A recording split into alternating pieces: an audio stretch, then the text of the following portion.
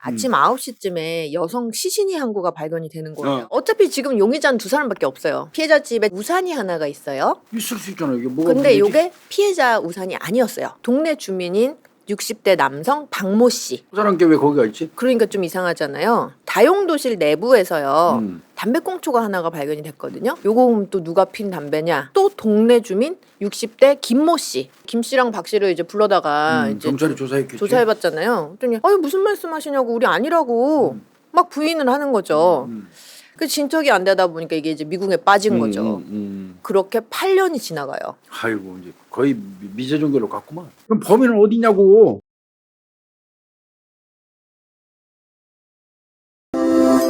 예, 뭐 홍 박사님 나와 계시니까 다 할 거예요. 뭐 할지.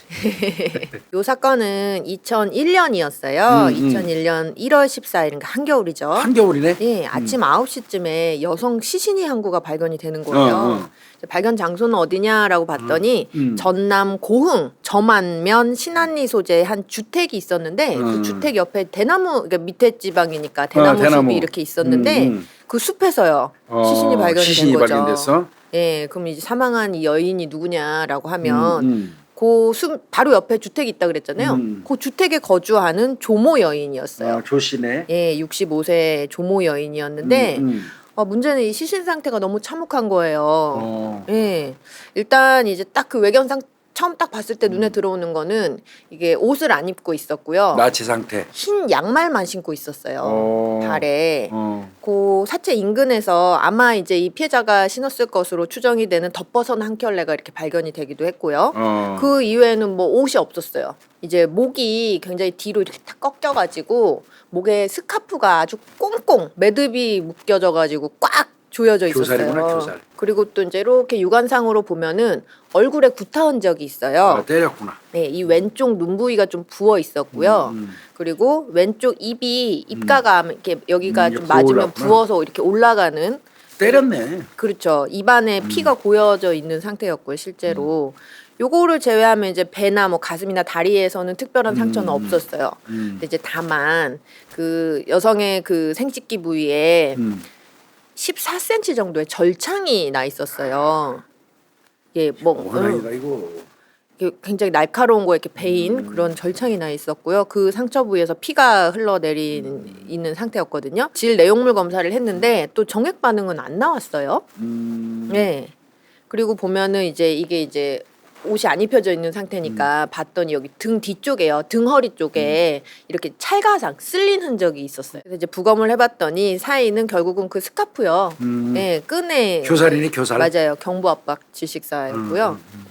이 옷 같은 경우는 이 아까 사체가 덧벗은밖에 발견되고 못 찾았다며. 맞아요. 그리고 나서 2달 정도 지난 3월 12일이었거든요. 이 지금 그 동네 주민이 발견을 했는데 이 동네에 이제 도로 포장 공사하는 곳이 있었나 봐요. 다리 밑에 볏짚단이 이렇게 쌓여져 있었는데 거기에서 볏짚단이 이렇게 한 줄 깔아놓은 윗부분에 이렇게 딱 숨겨져 있는 상태였거든요. 아, 이렇게 숨겼구나. 그 보면은 여기에서 이제 피해자 걸로 추정되는 옷이 다 나와요. 검은색 운동복 바지, 그다음에 보라색 상의, 그다음에 적색 조끼, 그다음에 분홍색 상하이 내복, 그다음에 연분홍색 브래지어와 보라색 꽃무늬 팬티까지 아, 거기 다 있네. 전부 다 있는 거죠, 그냥 옷이. 근데 이 볏짚단이요, 이 피해자 사망 장소로부터 한 100m 정도 아, 그 근처에서 그랬구나. 가까운 데서 이제 이렇게 숨겨놓은 거예요. 그럼 이제 현장은 좀 어떠냔 말이에요. 현장 단서를 보자면 이제 피해자 사체 발견 당시를 기준으로 말씀을 드릴게요. 일단 먼저 안방. 이제 피해자가 그 사람 집에 가서 본 거라 이거지. 맞아요, 집에요.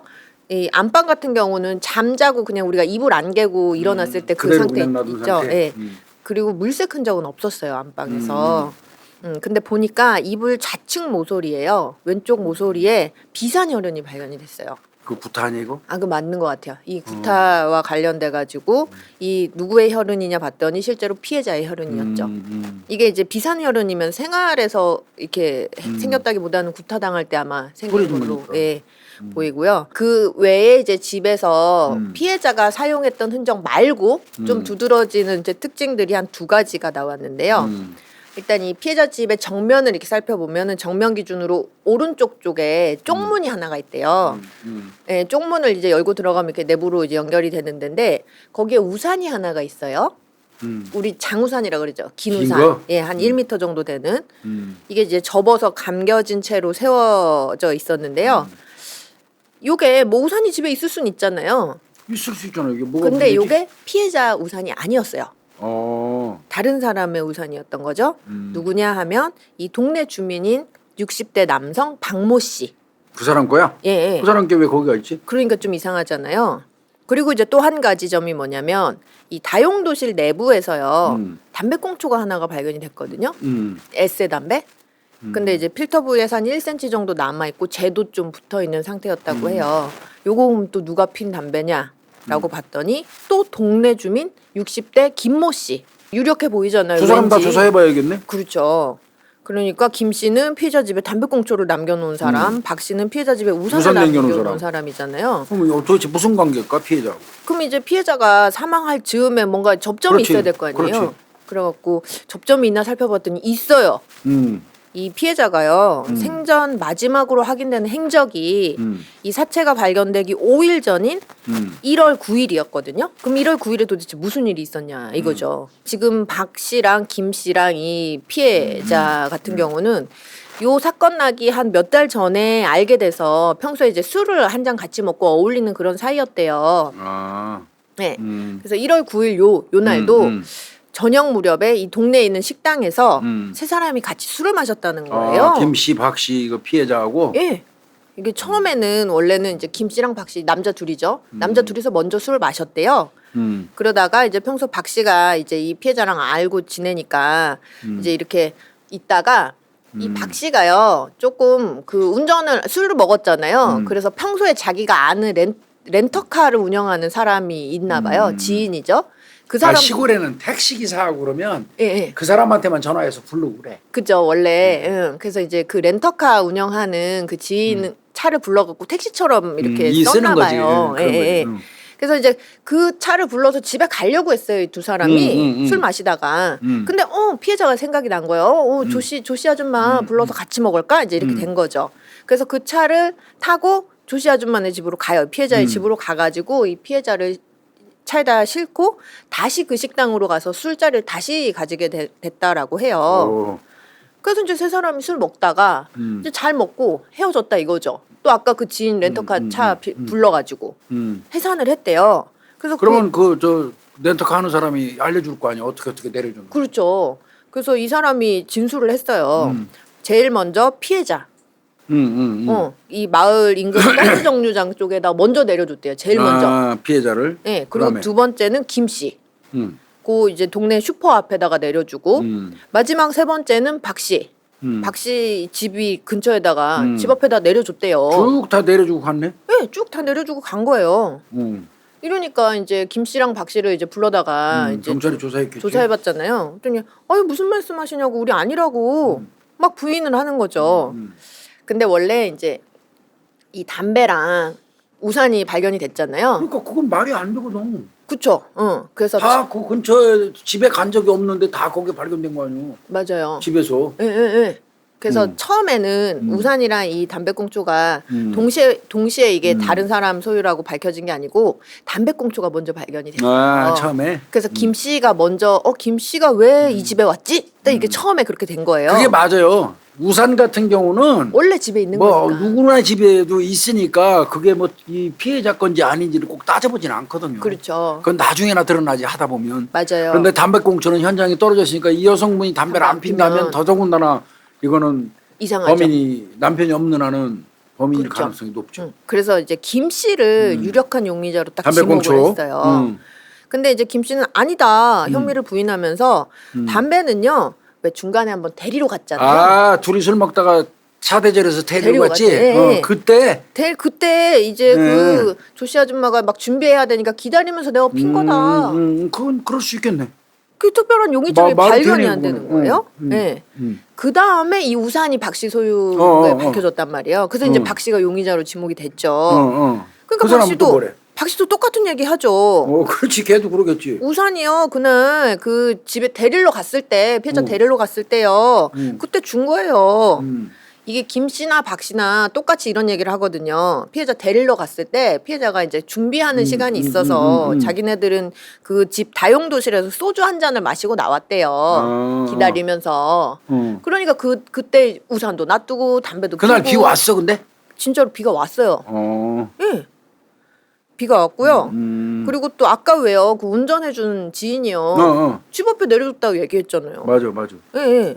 그리고요, 이 박 씨의 아내요. 당일에 박 씨 아내가 이제 알리바이를 증명해주는 그 진술도 해요. 아, 남편이 몇 시에 들어왔다는 거? 네, 남편이 술 한잔 하고요. 그렇게 늦지 않게 집에 왔어요. 이제 이렇게 얘기도 한단 말이에요. 그러다 보니까 이거 사건 안 되네. 안 되는 거예요. 그 이외에는 다른 사람들이 있나 하면 또 용의점이 있는 사람들이 없고 그 진척이 안 되다 보니까 이게 이제 미궁에 빠진 거죠.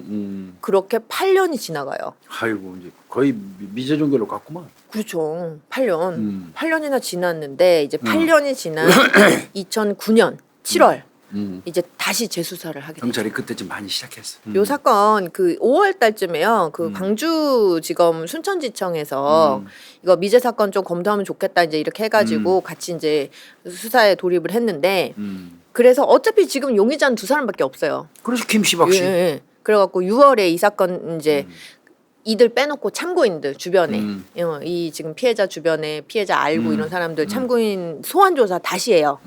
그래서 이 참고인들의 새로운 진술들을 토대로 김씨 박씨를 다시 불러들이는 거죠. 8년 만에. 예. 근데요 교수님이 재수사할 때도요 처음에는 김 씨가 더 어쨌든 더 의심이 됐어요. 담배꽁초가 더 우산보다는 의심이 되는 거죠. 그래갖고 이제 집중 추궁을 했는데 김 씨가 이제 범행을 부인하면서 뭐 행설수설하거나 아니면 뭐 진술이 막히거나 그런 게 안 나오더라는 거예요. 그래서 김씨 터는구나 일단. 일단 털었어요. 그럼 남은 거 박씨네. 박 씨를 이제 우산 박 씨? 맞아요, 우산 박 씨. 근데 이 박 씨를 또 더 이렇게 눈여겨본 이유가 하나가 더 있었어요, 교수님. 왜? 왜냐면 이 박 씨한테요 살인 전과가 있어요. 아 사람 죽인 전과가 있어? 예.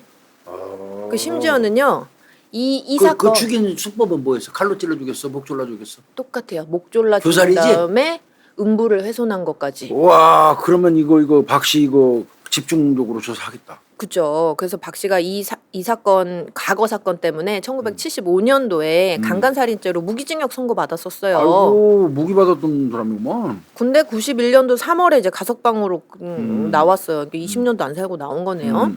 네. 이러니까 이게 의심이 더 안 가겠냐고요.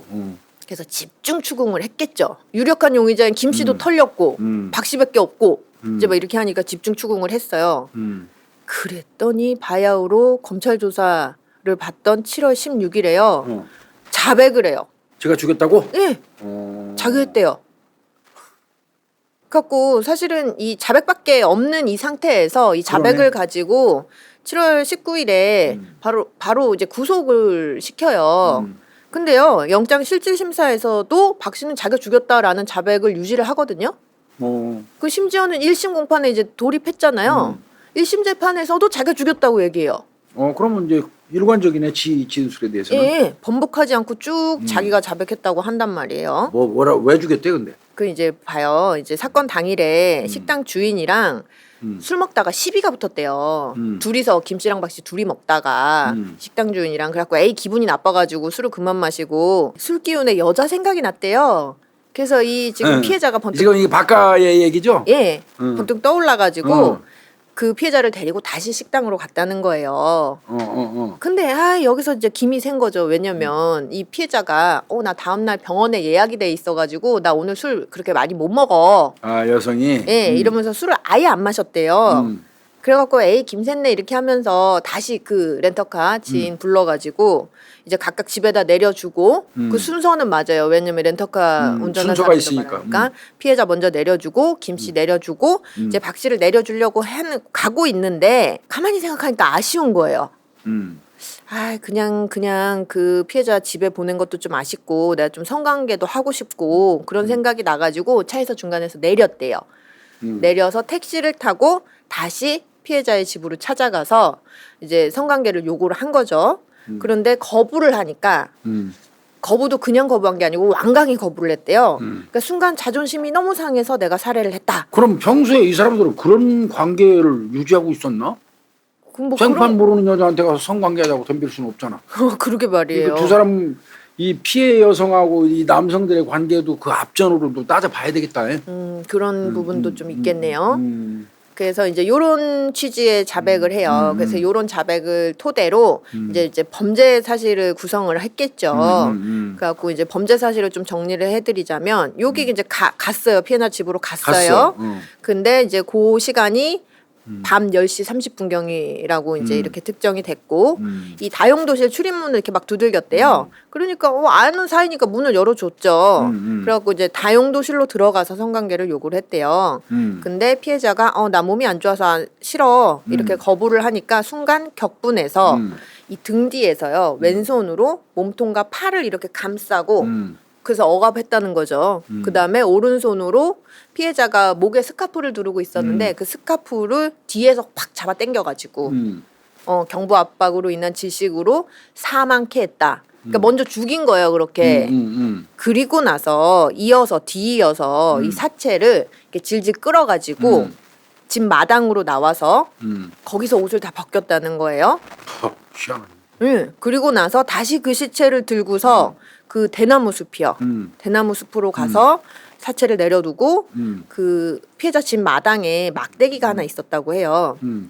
지름이 약 3cm, 길이가 약 40cm 원통형 막대기 그걸로 음부를 3회가량 찔러서 훼손하고 사체를 그냥 그 대나무 숲에다가 던져놨다. 일단 이제 요런 사실로 이제 다툼이 되는 거예요. 이제 재판을 하게 되는데 일단 뭐 자백을 다 했으니까 그리고 번복도 안 했잖아요. 그래서 이제 순조롭게 흘러가나 싶었던 거죠. 그런데 1심 재판에서 무죄가 선고가 돼요. 증거가 있어요. 증거가. 직접 죽였다는 증거. 맞아요. 교수님 말씀하신 것처럼 자백 이외에는 증거가 없는 거예요. 직접 증거가. 그래서 결국은 1심에서 포커스를 맞춘 이제 그 사안이 뭐냐라고 하면 일단 자백 진술이 신빙한가. 진술의 신빙성. 그다음에 말씀하신 것처럼 그 자백을 보강할 보강 증거가 있느냐. 요게 이제 관건이다. 그렇죠. 이제 이렇게 된 건데 우리 이제 대법원 판례에서는 그러면 신빙할 만한 자백이란 뭐냐를 이제 판례를 내려놨죠. 일단 자백 진술 내용 자체가 객관적으로 합리성이 있어야 된다. 그러니까 말이 안 되는 소리면 안 된다는 거죠. 그리고 자백의 동기나 이유가 밝혀져야 되고 자백에 이르게 된 경위가 어떤지 그 과정에서 문제가 없어야 되고 그리고 자백 이외에 정황 증거가 있어야 되고 그러한 증거가 자백의 내용이랑 모순되면 안 된다. 이런 것들을 다 살펴봐가지고 종합적으로 자백의 신빙성을 판단해야 된다. 그게 자백 보강 그 법칙이 그 대법원 판결이에요. 이게 대법원 판결인데 그 이제 이 사건 재판부는 그 이 사안에 대해서 어떻게 보냔 말이에요. 이 사건 사안에 대해서 이렇게 이제 전제를 깔고 있어요. 만약에 이 박 씨가 이 피해자를 살해를 했다면 이거는 박 씨 기억에 엄청 강렬하게 뇌리에 강렬하게 남을 법한 충격적인 사건이다. 당연하지. 그리고 박 씨 스스로도 이 피해자 살해하고 나서 자기가 막 악몽에 맨날 시달려서 잠도 못 자고 불면증에 걸렸다 막 이렇게 이제 죄책감으로 괴로워했다. 그런 이런 진술을 거를 했구나. 진술을 해요. 그래서 비록 이 박 씨가 이 사건 당일에 매우 취해 있었고 술을 계속 마셨잖아요. 그리고 일부 진술 같은 경우는 8년이 넘은 시점에서 지금 이루어졌기 때문에 아주 상세히 기억하는 것은 어려울 수 있지. 있다. 그건 감안해야지. 근데 요거를 감안하더라도 적어도 이 살해했다는 시점으로부터 가깝게 있었던 그 상황적인 부분 내용들에 대해서는 그러니까 살인 행위와 밀접하게 연관이 되어 있는 그런 행위들까지는 그래도 어느 정도 명확하게 기억을 하는 게 자연스럽다. 그러니까 살인할 때 그 정도의 정황은 8년하고 관계없이 또렷해야 된다는 얘기죠. 네, 맞아요. 이제 요게 전제예요. 그런데 요 전제를 놓고서 이 지금 박 씨의 진술이 아까 우리가 얘기했던 판례 얘기했잖아요. 합리성, 객관적인 합리성 정도, 그다음에 수사에 따라서 이 자백이 변경되는 모습 정도, 그다음에 증거 사이의 불일치 모순 이런 게 발견되기 때문에 자백 진술은 신빙하지 않아. 여기에 플러스 교수님 말씀하신 그러면은 그 보강 증거 있어? 보강 증거도 봤더니 보강 증거 없어. 그래서 1심에서 무죄구나. 이렇게 해서 무죄를 내린 거예요. 그럼 이제 이 1심의 무죄 판결을 우리가 좀 상세하게 들여다보자고요. 자백 진술의 신빙성을 어떻게 판단을 한 건지. 먼저 아까 그거 나왔어요. 동기. 원래 살인죄는 동기가 범행 중요하잖아요. 동기가 있어야지. 범행 동기에 대해서 이게 성관계잖아 이거는. 맞아요. 이제 박 씨는 이제 8년 이후에 지금 진술을 한 그렇지. 거잖아요. 그 7월달 2009년 7월에 검찰에서 여러 차례 이제 집중 조사를 받으면서 그 과정에서 자백을 한 건데 지금 보면은 7월 16일, 17일 이틀 동안에 네 차례 조사를 받았대요. 예. 그리고 나서 이것뿐만 아니고 7월 20일에 또 한 번, 7월 23일에 또 한 번 이제 이렇게 조사를 받은 6번 거예요. 받았네 6번. 예. 짧은 기간 동안. 요 과정에서 이제 이렇게 진술을 해요. 피해자를 살해하고 그 왜 음부를 훼손하는 그 찌르는 과정에서 내가 그걸 통해서 성적인 흥분을 느끼려고 범행을 저지르게 된 거다. 다용도실에서는 내가 보자마자 곧바로 그냥 목 졸라 죽인 거다. 내가 성관계 이렇게 요구했는데 거절당해가지고 뭐 내가 열받아갖고 범행 저지른 거 아니다. 그러면 그냥 애초부터 그냥 대나무 같은 걸로 성기 훼손하면서 그거 자체만으로 성적 흥분을 느끼려고 목적으로 가서 그냥 다짜고짜 죽였다 그 소리야? 예. 그런데 이게 검찰에서 한 진술이란 말이에요. 그런데 이제 23일까지 집중 조사 받을 때 근데 28일에요. 28일에 조사 받으면서 진술을 번복해요. 이미 6번 받고 또 한 번 더 받았구나. 예, 28일 날. 번복해요. 뭐라고? 앞전은 내가 그 뭐 거절당해 갖고 자존심 상해서 이거 아니다 그랬잖아요. 근데 28일에서는 내가 성관계 맺고 싶어 가지고 애초에 찾아간 거다. 그래서 성관계를 요구를 했고 실제로 옥신각신했다. 옥신각신했다. 근데 거절하니까 내가 순간적 격분해 가지고 살해하고 음부도 열받아서 훼손한 거다. 이게 그걸로 성적 쾌감 느끼려고 한 게 아니고 열받아서 이렇게 진술을 번복을 했단 말이에요. 이건 느낌이 꼭 수사관이 너무 앞에 진술들이 말이 안 되니까 수사관이 지금 요런 식으로 유도한 것 같은 느낌이다. 그죠. 앞에 진술이 좀 말이 안 되잖아요. 말이 안 되지. 지금 말한 게 이게 성관계 그럴싸하죠. 생각이 나서 갔다가 거부해서 열받아갖고. 죽이고 열받아서 음부훼손하고 뭐 했다. 요게 사실은 이거 순리적으로 맞거든. 그죠. 그래서 수사관의 입장에서 검사 입장에서 볼 때도 요렇게 진술이 돼야지 이게 맞아떨어지는데 앞에 거는 다짜고짜 가서 죽인 사람도 성기훼손하면서 쾌감을 느낀다? 그게 말이 안 되잖아 앞뒤가. 그렇죠. 그러니까 요 마지막 진술 6번 7번째 진술 받으면서 여기다가 그 검사가 유도해서 꽤 맞춘 것 같은 느낌이 들어 나는. 그게 좀 있어 보여요. 그죠. 그렇게 느낌이 들어. 이게 앞전 진술은 너무 이게 말이 뭐 안 돼, 순리에 너무 안 맞는 없어. 말이라 가지고 그죠. 그래서 최초로 자백했던 그 진술이 이제 재판부도 이 포인트를 지적한 거예요. 아니 그런 이유로 사람을 다짜고짜 죽이고 음부를 훼손했다고? 말이 안 돼. 이렇게 되는 거죠. 그리고 이제 재판부는 이런 얘기예요. 그래. 그 박 씨가 말한 대로 그런 동기로 만약에 이 범행을 저질렀다 치자. 그럼 그 진술대로라면 이 박 씨는 그러면 사람 생명은 아주 그냥 개미새끼 죽이는 것처럼 그렇지. 그렇게 쉽게 생각을 해야 된다. 그리고 성품도 감정적이고 대담해야 된다. 다짜고짜 보자마자 그럼 내가 뭐 아는 지인을 그냥 내가 이거 그렇게 완전 하고 싶다고 연살인범이 하는 건 짓을 하는데. 죽여야 되는데 그런데 박 씨는 수사 초기에 조사를 받으면서 이 굉장히 그 수사 과정에 방어적인 태도를 보였다는 거예요. 그 피해자를 식당으로 데리고 온 경위, 그다음에 집으로 바래다 준 경위 이런 거 얘기하면서 제가 먼저 부른 적 없어요. 저는 집에도 안 들어갔어요. 이런 식으로 굉장히 뭐 중요하지 않은 조금 이를테면 목격자가 있고 자기 증거가 있잖아. 우산도 놔두고 그리고 나가 죽였다고 얘기하는데도 난 들어간 적이 없어요. 이런 사소한 부분에서 굉장히 추궁에 방어적인 태도를 취하는 좀 소극적인 사람이다. 대담한 사람이 못 된다. 그리고 검찰에서 자백을 하면서도 추궁에 맞춰서 진술을 번복하는 그런 그러니까 모습이 추궁에 맞춘 보인다. 것 같은 느낌이 드는데 나한테 그렇다니까. 그리고 아니 박 씨는 지금 자기 스스로도 얘기하지 않냐. 죄책감이랑 막 고통에 잠도 못 자고 너무 괴로워했다라고 얘기를 하는 사람이 저지른 동기라고 보기엔 너무 안 맞는다. 안 맞지. 성적 어떤 쾌감을 느끼기 위해서 다짜고짜 한 사람이라면 괴로움 안 겪지. 그렇죠. 그런 사이코패스라면. 그렇죠. 예. 맞아요. 뭐가 그 얘기예요. 죄책감이 있겠어. 그 얘기예요. 그래서 이런 박 씨라는 사람은 이런 사람인데 이런 사람이 지금 단지 성적 흥분 때문에 사람을 아닌 그냥 것 같아, 다짜고짜 나는. 죽인다? 나도 아닌 것 같아. 이게 안 맞는다. 이제 이렇게 됐고 이제 그러면 번복했잖아요. 번복한 자백 진술은 또 어떤 문제점이 있냐라고 봤을 때 그러니까 평소에 친하게 지내던 피해자와 성관계 맺으려고 하다가 거절당해서 격분해가지고 죽였다. 살해했다. 이거는 일견 타당해 보인다. 있어 그 가능성. 살해 타당해 동기는 되지. 보인다. 자, 그런데 이 번복하는 것 자체가 살이 안 맞는다는 거예요. 왜냐면 어쨌든 지금 이 박 씨는 그 범행 저지르고 후회하고 죄책감을 느끼면서 막 지냈다고 하니까 그럼 그걸 매번 떠올렸을 건데 8년이라는 시간 동안. 근데 이거를 헷갈려가지고 저렇게 다시 얘기한다? 진술이 왔다 갔다 할 이유가 없다는 거지. 예, 맞아요. 그렇게 고통받고 있는 또렷한 기억이 있는데. 예, 예. 이게 만약에 번복한 그럴싸한 일견 타당해 보이는 요게 진짜였다면 그냥 그거대로 진술을 하면 되는데 잊을 이유가 없는데 이게 번복한 게 너무 의문스럽다 이거죠. 예. 이제 동기와 관련된 건 이런 문제점이 있었다라는 거고요.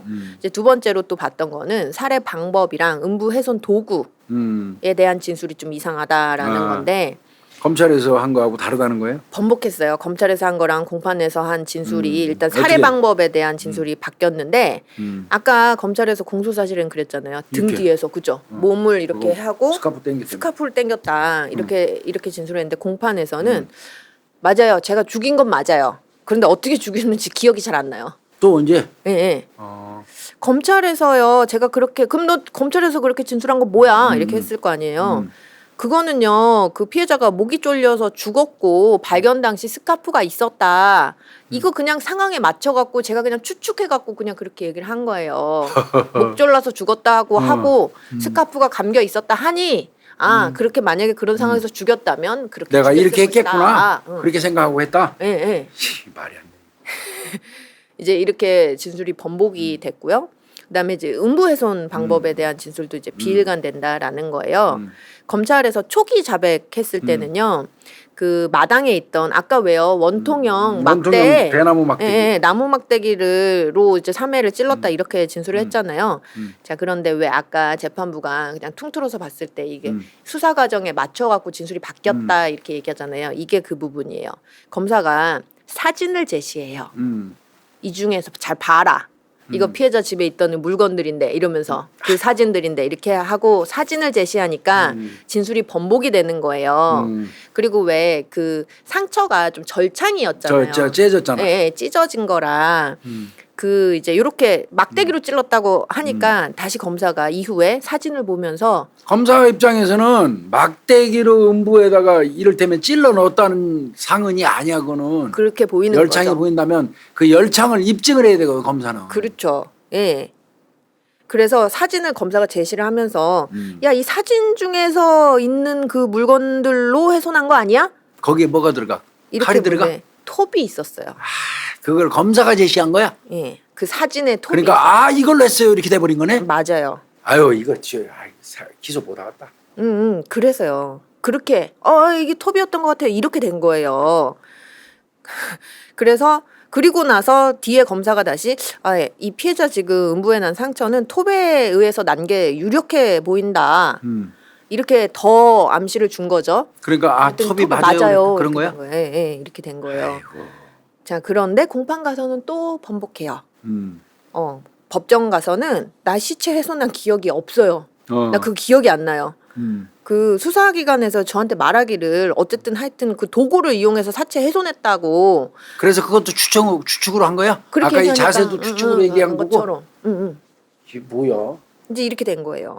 이게 이제 재판부가 그러잖아요. 이게 박 씨가 이제 죄책감으로 오랫동안 괴로워했다라는 이 진술을 보면 결국은 만약에 박 씨가 진짜로 이걸로 괴로워했다라고 하면 주된 원인이 되는 그 기억, 박 씨를 괴롭히는 그 기억은 결국은 살해하는 순간, 그 다음에 음부를 훼손하는 그 순간이 제일 그 막 떠오르면서 고통을 줬을 건데 그게 안 잊혀지는 거지. 안 잊혀지는 건데 그거에 대한 진술이 지금 이렇게 오락가락하는 건 말이 안 되지. 제일 중요한 진술인데 예. 그 키포인트는 잘 기억이 안 나는 거 오락가락. 그런 거죠. 특히나 또 이거 음부 훼손 도구인 그 나무 그러니까요, 원통 막대랑 톱은 모양새가 완전히 다르잖아요.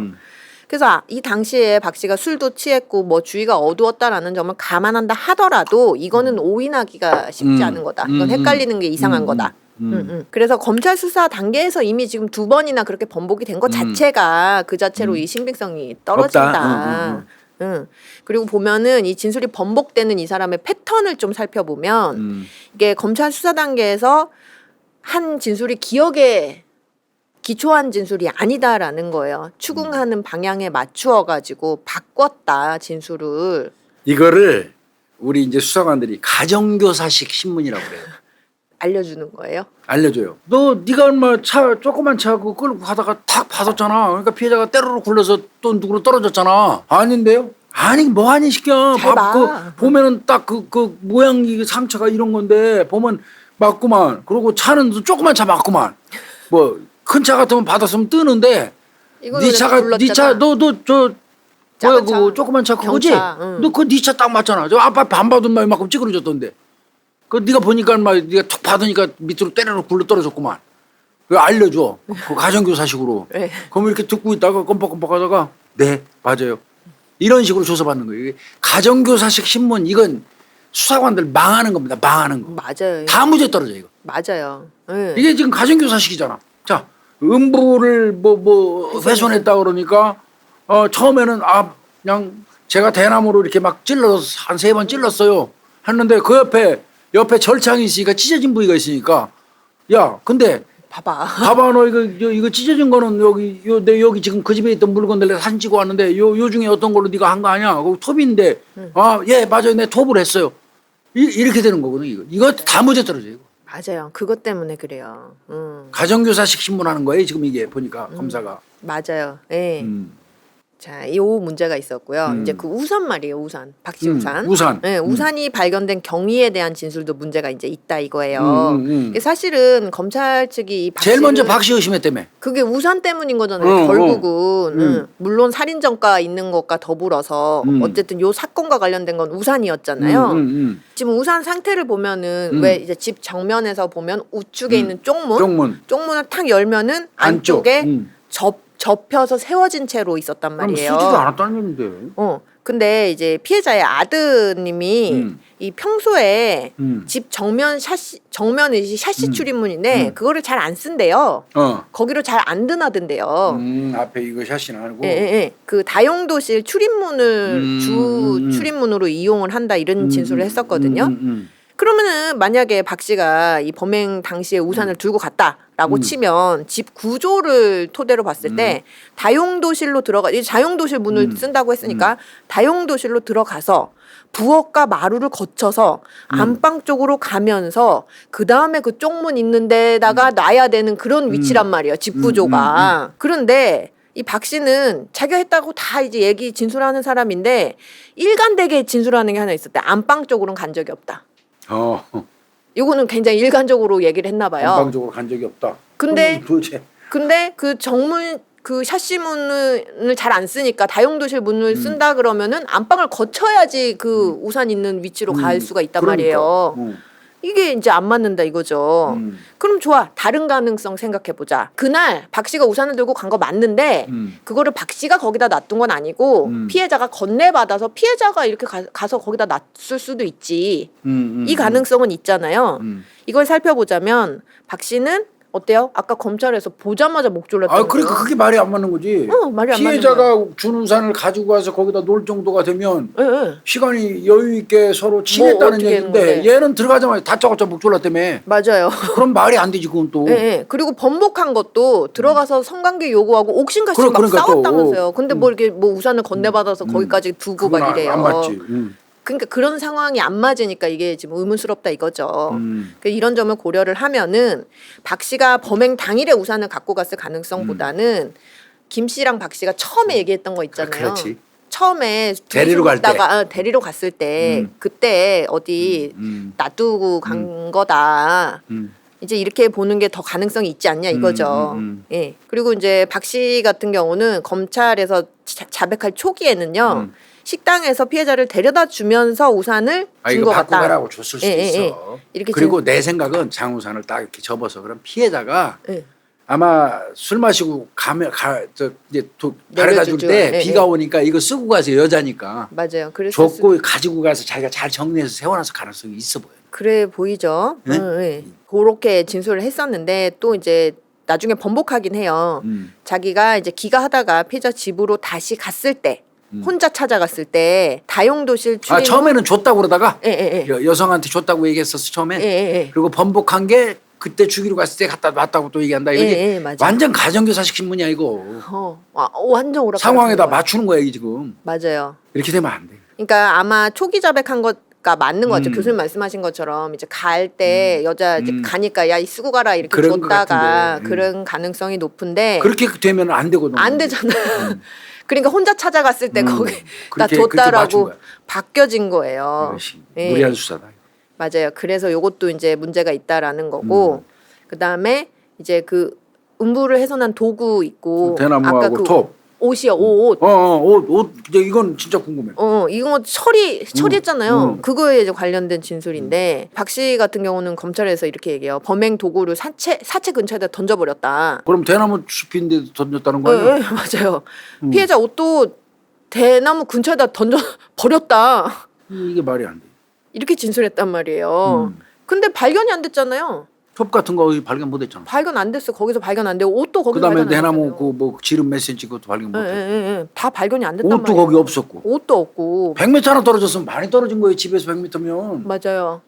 그렇잖아요. 맞아요. 그러니까 이게 그것도 볏집단 안에서 발견됐다며. 그러니까 이게 말이 안 내가 돼. 생각하기엔 볏집단 안에서 어떤 누군가가 강간하고 죽여가지고 그 대나무 숲에다 갖다 버린 것 같은데. 100m 정도면 그럴 수도 있죠. 오히려. 맞아요. 그러니까 이게 지금 박 씨 자백이랑 안 맞는 거예요. 이제 현장 단서가. 그렇죠. 그 사실 범행 도구라면 검거되는 거에 굉장히 결정적이요. 단서가 되는데 근데 사체는 굳이 막 질질질질 끌어다가 그 대나무 숲에다 놓으면서 도구는 거기다가 대충 버린다고? 던져버린다? 이게 말이 안 되잖아요. 이게 이제 말이 안 된다라는 더더군다나 거고. 술까지 쩔었다며. 맞아요. 술까지 먹은 놈이. 맞아요. 응. 그래서 재판부가 이런 얘기해요. 그래 이 사람이 얘기하는 그 동기 그건 못 믿을만 하지만 그래도 그냥 그렇다 치자. 우리가 전제를 해보자. 성적 욕구. 네, 성적 욕구, 막 격분 이런 좋아. 거. 그리고 그건, 밤이었다. 그리고 술 챘다. 그래갖고 얘가 만약에 박 씨가 치밀하게 생각을 못했다고 치자. 그거 감안하더라도 객관적인 사실이랑 안 맞잖아. 옷이 안 맞아. 옷이 아무리 생각을 해봐도 나는. 그러니까 아예 안 맞는 거죠. 네. 맞아요. 그리고 이 박 씨가 아까 왜 그거 있었잖아요. 그 초창기 수사에서 좀 빠져나갔던 게 아내가 또 알리바이 입증해줬잖아요. 있었잖아. 근데 무슨 그게 사실은 아내한테 허위 알리바이를 해달라고 요청을 한 사실이 드러났어요. 박 씨가. 그래서 이제 수사관들이 마누라한테 허위 알리바이 얘기해달라고 얘기하니까 네가 범인이냐 하고 엮는 경우가 있는데 아닌 경우도 있어요. 이 사람 의심을 받고 있으면 될 수 있으면 그 의심이 불안해서 맞아요. 자기 아내나 가족한테 자기한테 유리하도록 거짓말을 하도록 시키는 경우가 있어. 일반 그래서 사람들도. 자기가 엮이는 경우가 있는데 예. 사실은 그게 이쪽에서 거짓말하도록 시켰다 해가 그걸 범인으로 단정하면 나중에 큰 수사 실패가 와요. 그것도 더군다나 이 사람은 전과자잖아요. 그러니까 그거를 가만에 두고 수사해야 돼 수사관들은. 그래서 이제 그런 사실이 있었는데 그럼 그럴 정도로 치밀한 사람이란 말이에요. 나름 지금 허위 진술까지 부탁할 정도로 물론 안 했지만 그런 사람이 도구랑 막 이런 거를 냈다 그냥 던져놨다고요? 내 말이. 이게 말이 안 된다라는 거죠. 그래서 신빙성이 의심이 된다 이거고 이제 마지막 5번째는 중간에 혼자 갔잖아요. 집으로 가다가 자기 혼자 피해자 집으로 찾아갔잖아요. 요 진술, 요거 관련된 진술이 택시 타고 갔으니까 그 택시 타시면 되겠네. 네, 맞아요. 그 지인 렌터카 타고 중간에 내려서 택시 타고 갔다 이렇게 됐는데 문제는 아까 택시는 이제 시간이 지나서 못 찾았고 이 렌터카 지인이요. 문제는 왜 초창기 수사 때 집에다가 내려줬다 그랬잖아요. 그렇지, 박 씨 집에. 이게 안 맞잖아요, 말이. 박 씨는 중간에 타고 가다 내렸다라고 그렇지. 하니까. 그러면은 이 박 씨가 평소에도 이 렌터카 지인을 택시처럼 막 이용을 했단 말이에요. 그러면 그 사람 패턴을 알 거 아니야. 그죠. 늘상 그렇게 이제 했는데 만약에 평소랑 달리 중간에 내렸다? 그렇지. 나 여기 세워줘 했다면 기억하지. 기억할 법한데 아니다고 얘기를 하니까. 집에까지 갔다는 거지. 네. 그래. 이 렌터카 지인은 그렇게 얘기를 하니까. 그리고 심지어는 초창기 수사할 때는 기억이 더 또렷하잖아요. 8년 전에. 그때도 조사를 했던 거지. 네. 그때도 그렇지. 렌터카 이 지인은 아니 나 집에다 집에까지 내려다 내려줬다. 줬다. 오케이. 이렇게 됐고요. 그래 그러면 만약에 이 렌터카 지인 진술이 뻥이라고 치자. 이 사람을 위해서 거짓말한다고 치자. 근데 그러면 이걸 받았거나 뭐 맞아요. 돈을 그쵸? 받았거나 뭐가 무슨 있어야 될 거 아니에요. 덕을 본 거지. 그죠. 근데 근데 그런 그거 없어? 정황이 전혀 없고 심지어 박 씨 같은 경우는 자백을 한 이후에도 자백을 이미 했잖아요, 내가. 그러면 너 렌터까지는 이렇게 얘기하던데 뭐야라고 하면 아니 제가 부탁했어요. 뭐 이렇게 할 법도 하잖아요. 근데 아니 저는 그 사람한테 그렇게 얘기해달라고 한 적이 없어요. 그 렌터카 지인도 박 씨한테 그런 얘기 들은 적이 없어요. 그러니까 렌터카 주인도 허위 진술할 만한 이유가 있어야지. 그게 없단 말이에요. 예, 예. 그러니까 그러면 집에까지 데려다주는 게 맞는 것 같으네. 가다가 중간에 내려서 택시 타고 간 거 아닌 것 같은데. 그 명의 이제 그 경위가 밝혀지질 않는 거죠. 그렇지. 예, 예. 그 입증보다 많은 진술로는. 택시라도 찾았어야지. 그렇죠. 근데 못 찾았단 말이에요. 아무것도 못 찾았어요.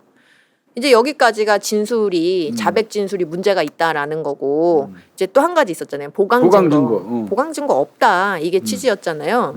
먼저 이제 검사가 작성한 현장 검증 조서. 현장 검증. 예, 예. 이거는 이제 재판부가 배척한 거예요. 아 이건 어차피 자백 진술 위주로 그거 다 똑같이 해가지고 자백 받아놓고 고순수대도 그대로 시연한 거니까. 예, 예. 그거 안 돼, 안 돼. 이거는 보강 증거 아니야. 이렇게 하고 피해자의 사진과 사망 진단서 같은 경우에는 이제 박 씨가 스카프로 목 졸라 죽였어요. 음부를 훼손했어요. 이게 피해자의 실제 상태랑 부합을 하잖아요. 그런데 이거는 요 조그만한 동네에서 이미 소문이 날 대로 다 나가지고 8년 전에 이미 소문 다 나서 예, 수법 다 알아. 다 알고 뭐 음부가 훼손됐대, 목 졸라서 죽였대, 다 나와. 스카프로 뭐 있던 스카프로 그랬대. 이런 얘기가 이미 그 동네에 돌았기 때문에 그렇지 이미 다 퍼졌는데. 요 정도 진술 가지고는 이게 이제 일치한다고 무슨 의미가 있는 거 아니다. 그러니까 범인만이 아는 사실이 아닌 아니다. 예, 맞아요. 그리고 우산이요, 우산. 우산도 우산. 그런 이유로 아까, 배척. 그다음에 박 씨 전과. 그다음에 아내의 진술. 이거는 이 사정만으로는 이게 이 자백이 믿을 만한 걸로 보기에는 부족해. 이거 그 있는 건 맞는데 살인 전과 있는 것도 많고 아내가 허위 진술했다는 그것도 맞긴 맞는데 이거 가지고 이 자백이 그럼 맞는 말이라고 하기에는 안 돼. 부족해. 이렇게 본 거고요. 이 범인 같은 경우는요. 자기 이제 아내나 지인한테 나 몇 시에 만났다고 얘기해 줘 하는데 10분만 땡겨줘 또, 만난 거 이런 부탁을 하거든요. 그건 왜 그러냐면 지가 전과가 있고 이런 놈들이 지가 지레짐작에 쫄려가지고 허위 진술을 부탁을 하는 경우가 있어요. 그게 이제 걸려들어 나중에 수사관들한테. 그럼 수사관들은 옳다구나 이거 하나 걸었다. 너 이 새끼 그럴 이유가 없는데 너 지금 허위 진술 시켰잖아 그러고 갔다가 조지는데 그건 진짜 수사관들이 경계할 점이에요. 나도 그런 실수를 해본 사람이에요. 나도 똑같은 케이스를 했어. 분명히 이 사람을 봤다는 사람이 시간을 이를테면 5시 10분에 봤다고 진술을 했어. 가족이. 근데 내가 이것저것 객관적으로 휴대폰 위치 추적 다 해서 보니까 10분이 아니야. 그 전에 그 이후에 한 10분 이후에 20분, 30분에 간 게 맞아. 근데 10분을 앞당겨서 얘기를 해주더라고 저 앞쪽에서 저 사람이. 그래서 그걸 다 휴대폰으로 잘게 쪼개가지고 보니까 10분 오차가 나게 얘가 맞춘 정황이 있어. 아, 요 새끼 범인 맞네. 이렇게 조작을 했으니까. 이렇게 10분을 조작한 거는 맞네. 그래서 데려다가 엄청 속된 말로 추궁하고 도졌어요. 이제 범인 잡았다고 보고까지 했어. 이렇게 거짓말했다고. 근데 그게 아니더라고. 결국 왜 그랬냐면 지가 지레짐작으로 겁먹은 거야. 계산을 한 거야. 전과가 있는 놈이다 보니까. 혹시 이제 이렇게 되면 이거 사건 개요를 쭉 놓고 시간대로 계산을 해보니까 자기가 10분만 여기서 우리 집사람이 10분만 좀 얘기해 주면 아예 이 상황에서 빠질 것 같은 거야. 이게 전과자다 보니까 그래 오히려. 프로 새끼들이 실수하는 거예요, 그게. 오히려. 그렇네요. 그냥 그대로 진술해야 되는데. 그렇네요. 요 놈은 집단에는 계산을 해갖고 10분을 거짓말로 오차내에게 진술해 주기를 원했던 거고 그대로 말한 게 나한테 걸려드는 거거든. 그러니까 알고 보니까 얘는 겁먹어서 그런 거예요. 겁먹어서. 전과가 있고 그러다 보니까. 그렇죠. 그래서 엉뚱한 놈 잡았다고 청해까지 보고했다가 나중에 개망신했잖아요. 그런 경우가 있을 수 있어요. 이 경우도 내가 보기에는 아마 검사가 수사하면서 그 생각했던 것 같아. 허위 진술을 하도록 마누라한테 시킨 거 봐서 이 새끼 진짜 진범이네 하고 예단을 가진 것 같은데 확실하다. 얘는 살인 전과가 있는 놈이잖아. 맞아요. 그러니까 겁먹어가지고 쫄려서 지가 쫄려서 시간 계산해가지고 허위 진술하기 시킨 거야 마누라한테. 맞아요. 이거 조심해야 돼요 수사관들. 일단 1심에서는 무죄났는데 2심에서는 유죄 났어요? 1심에서는 무죄, 2심에서는 징역 15년이 선고됐거든요. 대법원이 확정이 됐고 그럼 2심에서는 왜 유죄로 봤냐 1심과 달리 보면은 이 1심에서요 무죄 나니까 이 박 씨가요 번복해요 자백을 뒤집어 버려요. 뭐라고? 나 아니라고 나는 피해자 죽인 일이 없다. 그런데 이 검찰에서 날 잡아두고서 이틀간 4번에 걸쳐갖고 장시간 나를 신문하고 강압적으로 수사해가지고 내가 너무 지쳐가지고 자포자기하는 심정으로 허위로 자백한 거다. 이 허위 자백이다. 이렇게 주장을 하거든요. 근데 이제 2심 재판부는 아니다. 이 박 씨가 자기가 살해 사실을 자백하면은 자기가 중한 처벌을 받는 거 누구보다 더 잘하는 그렇지. 사람이다. 그렇지. 그럼에도 불구하고 허위로 자백할 이유라고 볼 만한 그렇게 허위 자백을 할 뭐 특별한 이유도 이유가 없고 없다. 그걸 해갖고 자기한테 득되는 것도 없고 동기도 없고 이런 거에 비춰 보면은 지가 말한 것처럼 스스로 죄책감 막 그런 불안감에 시달리다가 그냥 자백한 걸로 보는 게 더 맞다. 이제 이런 거였고요. 1심에서 했던 진술이 다 신빙성 없다라고 봤던 걸 2심에서는 다 신빙성이 있다라고 봤어요. 뭐 예를 들면 사건 직후에 이제 이 사람이 박 씨가 얘기해요. 자기가 어린 자식과 아내가 있어가지고 수사기관에서 이제 부인을 하다가 불안한 마음으로 살다가 8년 지나서 다시 수사를 받으면서 사실대로 진술하게 됐다라는 이러한 고백은 자백의 진술 신빙성이 있다라고 본 거고요. 그다음에 이 평소 알고 지내던 피해자를 성적 대상으로 삼으려다가 실패하고 나서 목을 졸라 살해한 것으로 이 죄가 너무나 무겁다. 그리고 사체 살해 후에 사체 훼손한 거 그렇게 해갖고 대나무 숲에다 던져서 이거 은폐하려고 한 거. 그리고 과거에 동종전가로 지금 전력도 있고 유족으로부터 이거 합의도 못 받고 비난 가능성도 크다. 요게 이제 가중 사유고 다만 증거가 없음에도 불구하고 스스로 자백했다. 그리고 지가 죄책감에 쪼들려가지고 막 고통받으면서 살아왔다. 그리고 어쨌든 유족한테 용서를 빚는 게 진실해 보인다. 그리고 그 당시에 술 취해가지고 충동적으로 한 걸로 보인다. 이런 거 감안했다라고 하면서 징역 15년을 선고한 거예요. 이제 상고 같겠네. 예, 대법원 갔죠. 대법원은 이제 이 2심이 결국은 자백의 임의성이 인정된다라는 거 아니겠어요? 네가 한 진술, 이 자백 진술이 네 의사대로 한 거야가 포인트잖아요. 이 임의성이 인정된다. 그대로 간 거죠.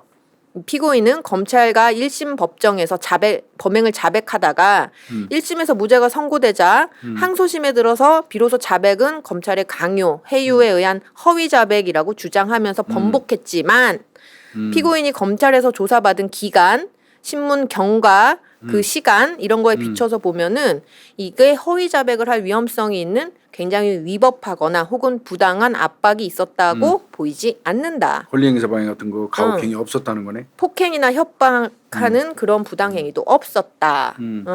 그래서 이제 대법원은 이런 점을 얘기를 하는 거예요. 1심 재판 과정에서 변호인이랑 상의하면서도 살해 사실 인정하지 않았냐. 왜 이거 바꿔 얘기하면 변호인이 너 진짜 인정할 거야? 너 이러면 너한테 되게 불리할 수 있어. 그래도 했다 이거지. 이런 정보를 다 알려줬는데도 불구하고 이제 인정했다 이거죠. 그리고 지가 전과가 있어가지고 특히 중한 살인죄로 무기징역 받아서 그 전과가 있는 자가 또 이렇게 자백을 하면 지는 이제 영원히 햇빛 못 보지. 네, 무거운 형을 받게 되리라는 걸 충분히 예상할 수 있음에도 불구하고 검찰과 1심에서 그렇게 자백을 한 거는 임의성이 있다는 거예요. 임의성이 있고 그 원심 법정에서 재판장의 질문 취지를 이해하고 그리고 그게 불리하면 너 대답 그렇게 안 해도 돼. 이렇게 해도 얘기했고 그래서 실제로 그런 점이 있을 때는 지가 그렇게 막 방어도 하고 아니라고 얘기한 부분도 있다. 그럼 자백이 뻥이었으면 자백도 그렇게 얘기했었어야지. 1심에서는 안 그랬잖아. 너 했다고 했잖아. 네가 네 입으로. 이런 거를 보면은 임의성이 인정돼서 유죄 판단은 합당하다. 이렇게 된 거죠. 그래서 이제 이건 최종적으로 15년.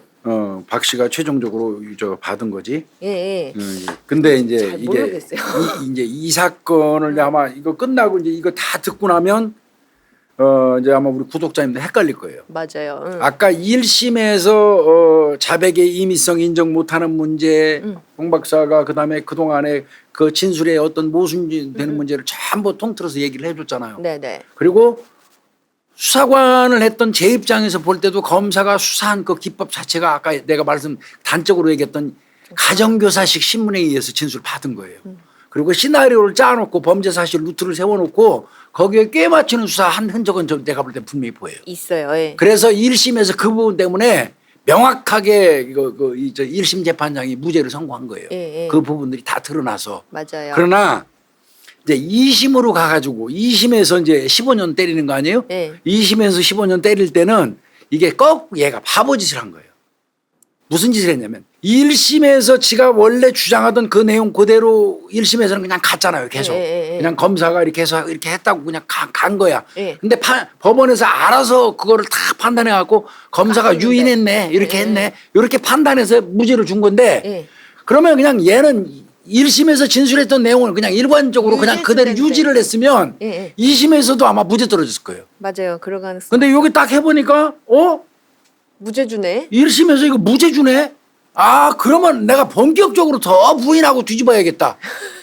이제 그렇게 돼서 완전히 1심을 해서 유지하던 아주 수긍적이고 저 뭐라 그럴까? 근거가 수동적인 있는. 예. 그런 태도로 일관하는 게 어필된 거거든, 법관한테는. 맞아요. 그죠? 예. 근데 이거를 2심에 와서 적극적으로 나서면서 뒤집어서 나 아니에요 하고 시작하니까 아니긴 뭐가 아니야. 이제 이러다 보니까 2심 판사가 보는 거는 1심에서 무죄란 건 이해가 가. 검사가 다 이렇게 만들어서 한 것 같아. 얘는 진술하는 거 보니까 그냥 안 맞아. 끌려당긴 거야. 예. 그래서 무죄 줬는데 2심에서 다 뒤집어 버리니까 이놈이 이때부터는 2심 판사는 달리 본 거예요. 달리. 그런 거죠. 맞아요. 그 과정에서 이제 갭이 깨진 거야 이게. 맞아요. 예, 교수님 말씀하신 게 딱 맞는 게 결국은 2심에서 유죄를 준 유일한 그 아주 결정적인 건 자백의 신빙성이 아니고 자백의 임의성이거든요. 그러니까 그러니까 2심에서 들어서 이슈가 됐던 건 이 자백이 믿을만하냐 아니냐가 아니고 이 자백을 지가 하려고 한 거냐 아니냐 요게 이슈가 된 건데 갑자기 지가 아니라고 이렇게 해버리니까 아니 우리가 이렇게 보면은 그거는 네가 바보 아닌 이상 네가 그런 얘기를 할 이유가 뭐가 네가 있어? 이미 똑같은 범죄로 무기징역을 받았다 나온 놈이라 요번에 인정하고 가면 영원히 햇빛 못 볼 텐데 네가 스스로 자백한다는 게 말이 돼 임마? 그 소리잖아 지금. 맞아요. 판사 얘기는. 맞아요. 근데 얘는 차라리 내가 범인 편을 드는 게 아니라 사실은 이거는 직접 증거 없잖아요. 그렇죠. 그리고 모순이 너무 많아요. 봐요. 집 앞에 있는 대나무밭에 시신 던져놨어요. 예. 그런데 또 그 옷이랑 성기 부분을 도구. 훼손했어요. 열창이 있어요. 근데 그 열창을 가했다는 그 도구 발견 안 됐어요. 예. 그다음에 솔직히 얘기해서 성기 부분을 대나무 막대기로 3회 정도 찔렀다고 그랬는데 그 찔렀다는 근거도 명확하지 않아요. 그렇죠. 명확하지 않아요. 그다음에 정액 안 나왔어요. 성범죄 목적인데. 맞아요. 그런데 또 100m 떨어진 집단 속에서 그것도 1단 밑에 옷을 놓고 또 덮었을 거 아니에요. 집단으로. 그렇죠. 그러면 이거 상당히 계획적인 거거든. 맞아요. 근데 이거 계산해 보면 얘가 범인이라는 증거는 아무것도 없어요. 그렇죠. 증거가 없는 거. 사실은 얘가 입을 안 열었겠지. 얘가 진범이라면. 그렇겠죠? 얘가 진범이라면 이놈이 입을 안 열었겠죠. 뭔가가 도구도 어디다 있는데. 감췄. 그 정과자니까 그렇죠. 도구도 분명히 어디 감췄을 거예요. 어딘가에. 지금도 못 찾고 영원히 못 찾은 거지만. 그렇죠. 그다음에 분명히 집단 쪽으로 끌고 가서 뭔가 성범죄 목적으로 진행하다가 반항하니까 죽였을 가능성이 많고요. 그래서 옷이 거기 있을 가능성이 높고요. 네. 그다음에 시신은 집단 속에 놓으면 집단 치우다 금방 발견돼요. 그렇죠. 대나무 숲에는 갖다 던져놓으면 누가 자주 안 가니까 글로 끌고 갔을 가능성이 높아요. 100년 정도. 오히려 저는 그렇게 보거든요. 그래 맞아요. 그 이렇게 어쨌든 끌고 간 건 맞잖아요. 등에 이제 등에 쓸린 찰과상이 거가. 있으니까. 근데 그 끌고 갔다는 거와 관련돼서 아까 교수님 잉 하셨잖아요. 뭐냐면 목 졸라서 집 안에서 목 졸라 죽이고 마당으로 끌고 나와서 거기서 옷 벗기고 또 끌고서 그건 말이 안 돼요. 대나무숲까지 가갖고 음부훼손했다는 건데 그 누가 그렇게 행동하냐고요. 그러니까 1심에서 조사한 내용은요. 저는 안 맞아요. 애초부터 1심에서 기소할 때 검사가 이거는 무리한 거예요. 이 내용은 제가 좀 알긴 알아요. 네네. 아예 무리한 거. 이게 제대로 조사가 되려고 그랬으면 1심에서 네. 범죄 사실 자체가 다 바뀌어야 돼요. 그렇죠. 성범죄 목적으로 들어가서 응. 유인해서 끌어낸 다음에 집단 있는 데로 끌고 가는 거예요. 집단 쪽으로. 옷이 네, 발견된. 네, 네, 네. 그곳에서 성범죄를 시도하다가 네. 거부해서 안 되니까. 살해했어요. 예. 자, 옷은 다 벗긴 상태야. 자, 시신을 집단 속에 놔두면 집단은 수시로 치운대요. 소사료나 뭐 이런 거 등등으로. 그렇죠. 치운대요. 곧 발견될 것 같으니까 아예 발견 안 되게 거기서 성범죄 시도하다가 죽인 다음에 나치 상태인 사람을 끌고 약 100m를 간 거예요, 밤에. 그래서 대나무에다가 던져. 틈 사이에 던져놓은 거고. 그러고 도주한 거로 이런 식으로 시나리오가 됐었으면 아마 1심에서도 유죄가 나왔을지도 몰라요. 그렇죠. 근데 만약에 그런 근거가 없으니까 못한 거예요. 맞아요. 그리고 이 지금 박 씨가 진짜 진정 범인이 맞으면 지금 시나리오가 다르니까 본인의 진짜 범행 얘기는 뭐 할 이유가 없죠. 안 해도 하죠. 되지. 절대 안 하죠. 그거 안 물어보는데. 절대 안 하죠. 저 검사가 저 만드는 그 판을 그 판에다가 협조 말해준 거야. 그 판에다가 그냥 저 속된 말로 조지니까 말해준 거야. 근데 그러니까 지어내는 1심 거니까. 재판부에서 보니까 이건 합리적이지 않으니까 무죄 때린 거예요. 맞아요. 그러니까 시나리오를 잘못 짰어요, 검사가. 1심 때는. 그런 것 같아요. 예. 잘못 짠 거예요. 맞아요. 이게 그러니까 이 사건은 사실은 뭐 그 어떤 실체적 진실에 접근하는 뭐 어떤 정보가 너무 없어서 이 박가가 진짜 범인이 물론 유죄 났으니까 범인인데 법상으로는 유죄죠. 예. 근데 이제 긴가 아닌가는 뭐 우리가 알 길이 없는 건 거죠. 근데 어쨌든 제 생각은 범인은 맞는 것 같은데 저도 그렇게 생각을 해요. 진행의 순서가 안 맞는 안 거죠. 맞는다는 거죠. 저도 그래 보여요. 그 진행의 전체 틀을 검사가 잘못 짠 거예요. 그런 것 같아요. 잘못 짠 거예요. 맞아요. 그게 잘못 짠 상태에서 이 사람을 기소하다 보니까 무리가 와서 1심이 무죄가 난 거예요. 예. 분명히 이 사람이 범인일 가능성은 높습니다. 저도 그렇게 압도적으로 보여요. 높아요. 수법이라든지 그다음에 사망한 사람하고 가장 최근에 만난 사람이 범인이잖아요. 솔직히 얘기해서. 맞아요. 예. 그런 면 등등으로 보면 범인일 가능성이 많은데 그 범행의 어떤 순서 여건을 잘못 구성하는 바람에 판이 다른 거. 1심에서 무죄 났다가 2심에서는 이제 유죄가 났는데. 야 무기징역 받고 나온 놈이 요번에 스스로 인정하면 영구히 햇빛 못 보는데 그렇게 자발자발 내가 했다고 얘기할 리가 있겠냐. 그런 했기 거죠. 때문에 한 거다 이거. 예. 이렇게 2심에서 본 것 같고 맞아요. 대법원에서 확정한 걸로 보여요. 요 사건도 이제 언젠가 다루긴 다루려고 했는데 이게 워낙에 오래돼 가지고 맞아요. 그래서 내가 이제 날짜가 오래돼서 좀 고민하고 있었어요. 고민하고 있었던 그런 사건이거든요. 요거는 이게 수사관들한테 시사하는 바가 많아요. 그렇네요. 진짜. 수사관들한테 시사하는 바가 많아요. 차라리 못 잡을지언정 이 억지로 추정해가지고 그 사건 전체 틀을 만들어서는 안 돼요. 그 틀을 만들어 놓고 거기에 맞게 가정교사식 신문을 내서 갖다가 물어다 붙이면 무작정 무죄 나요. 무죄 나요. 요 멍청한 요 박가도 1심에서 검사가 끌고 가는 대로 그대로 수동적인 자세를 그대로 2심까지 취하고 있었으면 2심에서 무죄.